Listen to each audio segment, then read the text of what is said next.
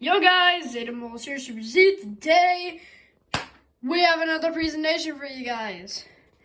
It's episode 2. This is the natural disasters one. Now, in the next video, I will be presenting more presentations. I think this one is going to be the longest one out of all of them. Let's get started. What is a natural disaster?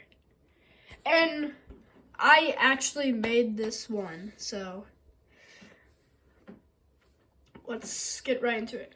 A natural disaster is a major adverse event resulting from natural processes of the earth. Examples include floods, hurricanes, tornadoes, volcanic eruptions, earthquakes, tsunamis, storms, and other geologic processes. A natural disaster can cause loss of life or damage property, and typically leaves some economic damage in its wake, the severity of which depends on the affected population resilience and on the infrastructure available. Can you guys guess what natural disaster is first? It is tornado. A tornado is a violently rotating column of air that is in contact with both the surface of the earth and the cloud, or in rare cases the base of the cumulus cloud. Or is it cumulus? Cumulus cloud. The windstorm is often referred to as a twister, whirlwind, or cyclone. Although the word cyclone is used in meteorology to name a weather system with a low pressure area in the center around which, from an observer looking down toward the surface of the earth, winds blow counterclockwise in the northern hemisphere and clockwise in the southern. Tornadoes come in many shapes and sizes, and they are often visible in the form of a condensation funnel or originating from the base of the cumulonimbus cloud, with a cloud of rotating debris and dust beneath it. We're not going to watch the videos, though. The next natural disaster is a hurricane. A hurricane is a rapidly rotating storm system characterized by a low-pressure center, a closed-level atmospheric circulation, strong winds, and spiral arrangement of thunderstorms that produce heavy rain and or squalls. Depending on its location and strength, a tropical cyclone is referred to by different names, including hurricane, typhoon, tropical storm, and cyclonic storm, tropical depression, or simply cyclone. A hurricane is a tropical cyclone that occurs in the Atlantic Ocean and northern East Pacific Ocean, and typhoon occurs in the northwestern Pacific Ocean and the South Pacific or Indian Ocean. Comparable storms are referred to simply as tropical cyclones or severe cyclonic storms. Next one is the flood. Oh no! Where's the words? They're in the flood! We're gonna have to watch the video. Over the past 100 years, no other natural disaster in the U.S. has caused more death and destruction than floods. They can happen any place, any day, any time. And they will likely only get worse. As people cluster around coastal regions and floodplains, our growing population will confront the awesome power of water. For thousands of years, farmers have depended on seasonal floods. The waters irrigated their crops and fertilized their lands. Today, excess water is channeled into reservoirs and power hydroelectric dams. But when water levels rise suddenly, far more than the ground can absorb, a flood occurs. Flash floods are a perfect example. Sudden storms unleash a torrential downpour. The runoff moves with surprising force. At a depth of 2 feet, the water can push aside a car. In fact, half of all deaths from flash floods involve vehicles. But floods occur in many other ways. Heavy rains and thawing snowfall can overwhelm rivers. Storm surges caused by hurricanes and tsunamis inundate the coastline. Landslides and mud flows can displace large volumes of water. Dams break, levees fail. In the Great Mississippi Flood of 1993, several of these factors came into play. Over 10,000 square miles of the Midwestern United States were overwhelmed with rain. In a cruel twist, the earthen dams known as levees along the upper Mississippi River forced the water to flow downstream faster and stronger. Communities further downriver were hit with the full brunt of the Mississippi. 2/3 of all the levees were breached.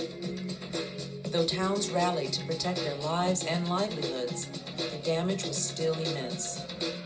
Over $10 billion in damages, 56,000 homes flooded or destroyed, and some 50 people were killed.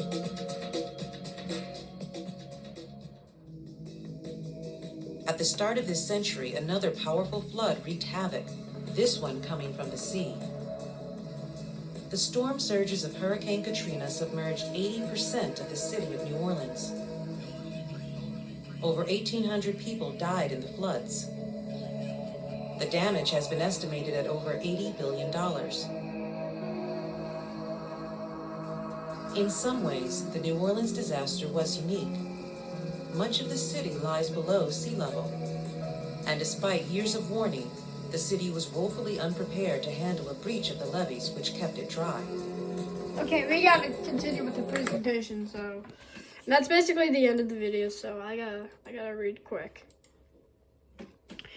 Volcanic eruption. A volcanic eruption occurs when hot materials from the Earth's interior are thrown out of a volcano.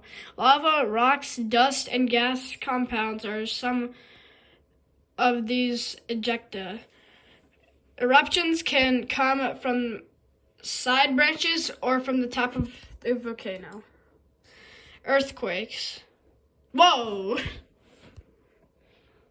An earthquake is the shaking of the surface of the earth, resulting from a sudden release of energy in the earth's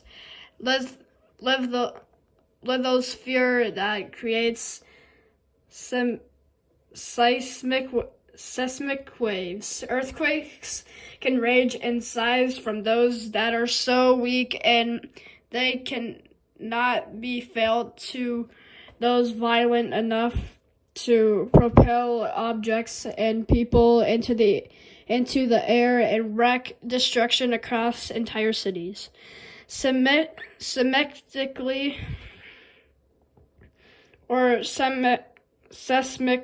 activity, or an area that is frequently type and size of earthquakes experienced over a period of time.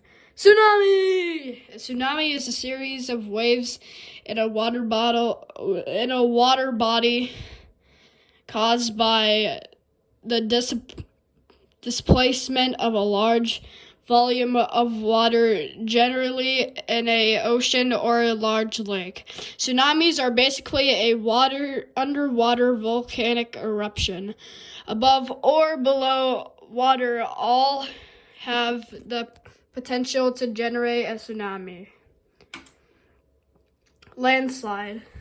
A term landslide, or less frequently, landslip, refers to several forms of mass wasting that may include a wide range of ground movements, such as rockfalls, deep-seated slope failures, mud flows, and debris flows.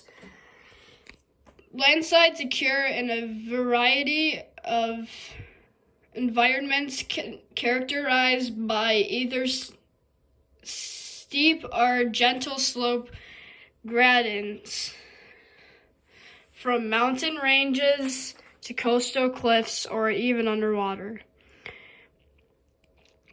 in which case they are called submarine landslides. Gravity is the primary driving force for a landslide to occur. But there are other factors affecting slope stability that produce specific conditions that make a slope prone to failure. Blizzards. A blizzard is a severe snowstorm characterized by strong, sustained winds of at least 56 miles per hour and lasting for a prolonged period of time, typically 3 hours or more. A ground blizzard is a weather condition where snow is not falling, but loose snow on the ground is lifted and blown by strong winds. Blizzards can have an immense size and usually stretch to hundreds or thousands of kilometers. Avalanche. An avalanche is a rapid flow of snow down a slope, such as a hill or mountain. Avalanches can be set off, I don't know what that word says, comment down below if you know, by such factors as increased precipitation or snowpack weakening, or by external means such as humans, animals, and earthquakes. Primarily composed of flowing snow and air. Large avalanches have the capability to capture and move ice, rocks, and trees. The next thing, now we're going to talk about how these natural disasters form. How a tornado forms. Tornadoes are usually from thunderstorms. High-intensity tornadoes form from supercell thunderstorms. A storm has a deep rotating mesocyclone. How a hurricane forms. Pre-existing disturbance or low pressure area must have formed in low levels of atmosphere to start winds converging and uplift. Warm water to a suffocant depth to support the energy that a hurricane will need. Low stability will allow deep convection or cumulonimbus clouds to build great heights in the atmosphere. How does a flood form? How a flood forms. A flood occurs when water inundates land that's normally dry. Winds can happen, which can happen in a multitude of ways. Excessive rain, a ruptured dam or levee, rapid melting of snow or ice, or even a unfortunately placed beaver dam can overwhelm a river, spreading over the adjacent land, called a flood plain. Okay, guys, this has to be continued, so I'll finish the rest next time. See you all later. Goodbye.